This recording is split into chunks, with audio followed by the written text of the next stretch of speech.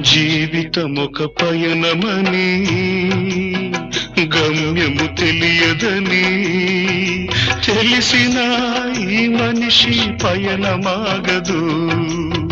జననం ధర్మమని మరణం కర్మమని తెలిసిన జనన మరణ చక్రమాగదు.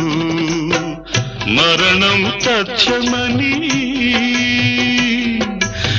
ఏ జీవికి తప్పదని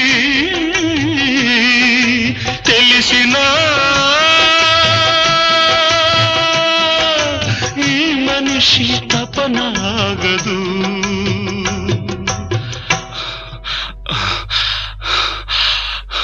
ఈ బ్రతుకు తపనాగదు. ఆగదు ఏ నిమిషము నీ కోసం.